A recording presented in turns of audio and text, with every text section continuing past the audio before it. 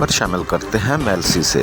तहसील reporter Nadeem Iqbal की report के मुताबिक आज के बच्चे कल के रोशन मुस्तकबिल हैं। बच्चे मुल्क की तरक्की में अहम किरदार अदा कर सकते हैं। वालिदैन अपने बच्चों को तालीम याफ्ता बनाने में अहम किरदार अदा कर सकते हैं। लायक अहमद यूसुफ शाह का बच्चों के साथ पोस्टर सरगर्मी के दौरान खिताब। यूथ फ्रंट पाकिस्तान के ज़ेर-ए-तमाम पाकिस्तान कोलिशन फॉर एजुकेशन के इश्तराक से इदारा दार-ए-अरकम में बच्चों के दरमियान पोस्टर सरगर्मियों का इनेकाद किया गया।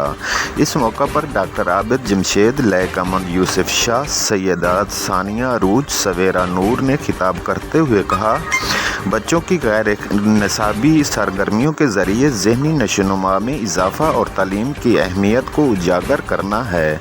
उन्होंने कहा कि वालिदैन की ज़िम्मेदारी है कि बच्चों के मुस्तकबिल को तबाह करने की बजाय स्कूलों में दाखिल कराएं ताकि पढ़ लिख कर एक अच्छे शहरी बन सकें। इस मौका पर बच्चों ने पोस्टर के ज़रिए तालीमी सरगर्मियों को उजागर किया।